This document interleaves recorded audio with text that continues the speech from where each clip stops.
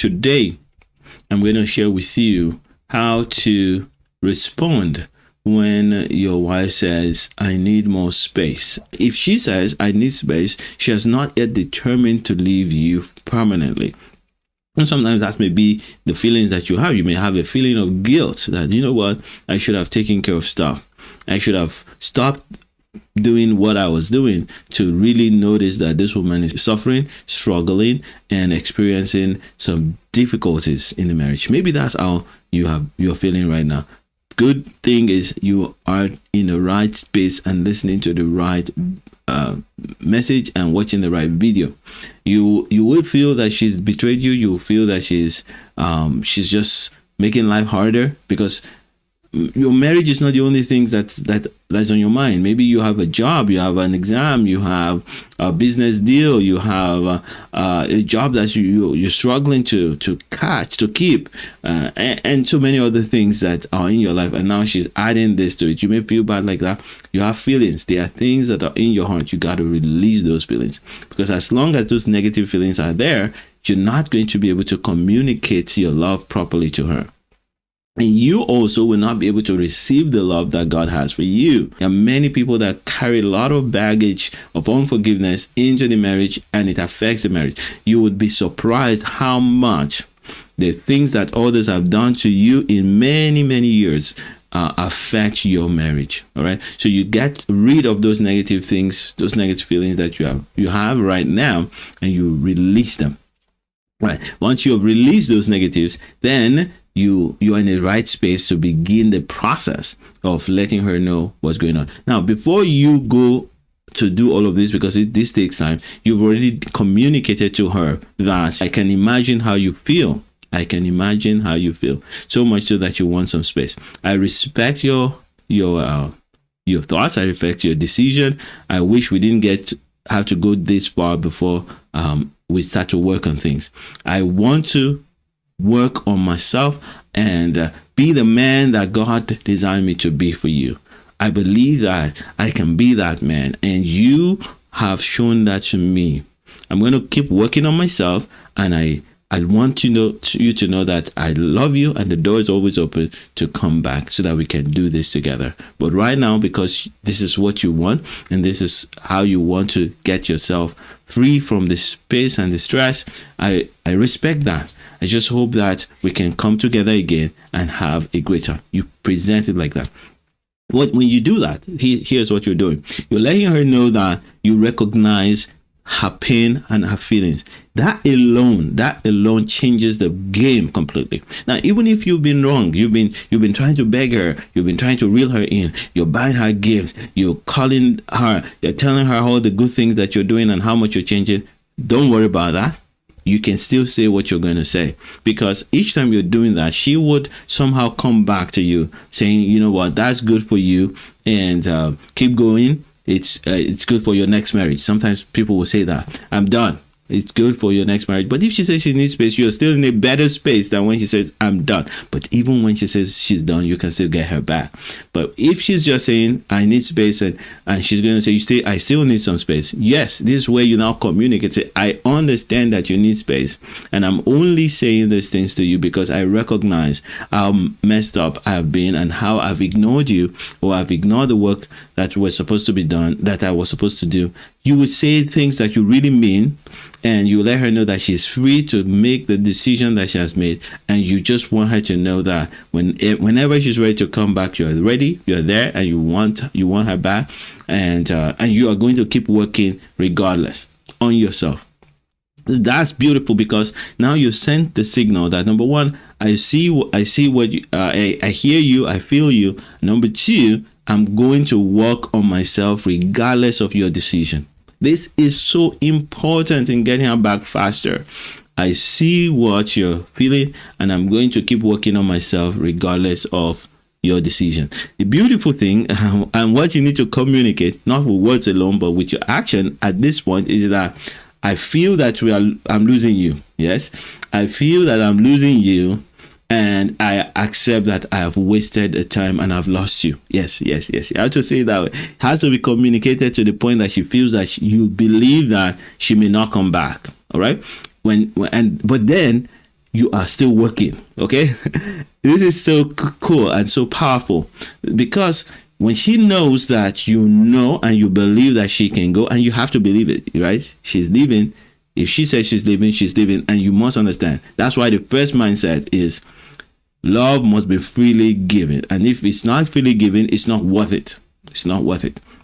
But when it's freely given, it's worth all your resources and all your treasure. There's nothing more valuable on earth than love. There's nothing, absolutely nothing. And so when she says she needs space and she's walking away, you have to say to her, and you have to pass across that information, that thought and that feeling that, I understand that I messed this one up. I wish it's not over, but it could be over. But I've made up my mind. I'm going to invest in myself so that I don't lose the next time. So when you communicate something like that, and you say, you know what, I want you, you are the person I've chosen, and I'm going to do my best, and I pray that you see it and you want it back. That's all you have to do. And then you start working on yourself. So when she feels that and knows that, you believe that she's going away, you can't get her back, but you're still working on yourself, then you get a point for that, because then she knows that you want her back. Now, it is possible that you hear this and you try to manipulate the system. You take these things that I'm saying and you don't really want to change. You just want to get her back. You are going to destroy the marriage. Why? Because if you get her back under false pretense, and she comes back, you're going to lose her again. And the next time you lose her, it's going to be way harder to get her back. So don't do that. Rather, make sure that you understand this concept, that love is freely given. As a believer, as a man of God, also understand that in order to tap into God's love, you have to learn how to receive God's love. And to receive God's love means that you are able to receive forgiveness, you're able to receive God's mercy, and the love of God is described to us in scriptures, not defined, but described, that while we were yet sinners, Christ died for us. In other words, when we were at our worst, God gave us his best in Christ Jesus. That's what love looks like. And it says, of course, in 1 John chapter 4, verse 7, that God is love. So we understand that what love means is that when you are in the worst of your situations and in the worst of your mindset and your behavior, love is consistent.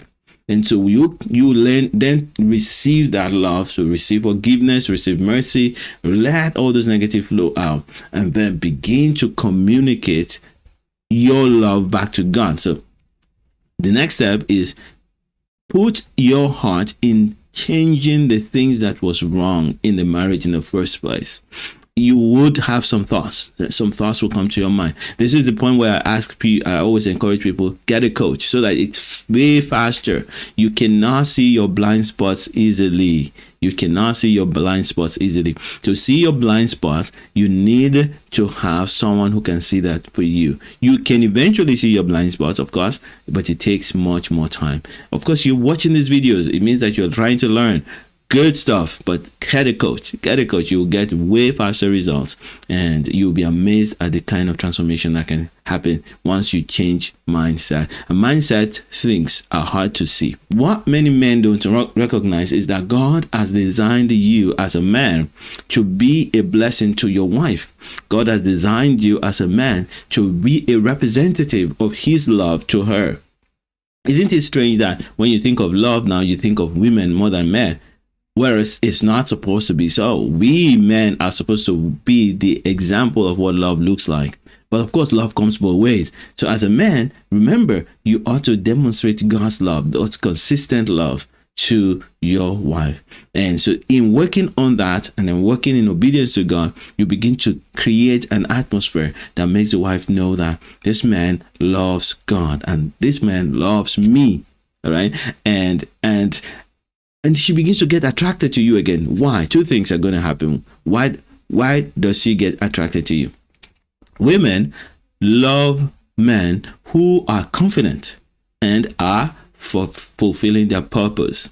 Any man who is confident and is fulfilling his purpose will be attractive to many women around him. Yes, that's how God designed it. You look at Genesis, it says the woman's desire will be for the man. All right. It is a punishment for breaking the laws of God, but it is what we discover. So as a man, if you choose to pursue your purpose in God and you choose to be confident in God, of course, confidence comes when you feel that you are in the space where you ought to be, where you are designed to be, where you're uniquely designed to be.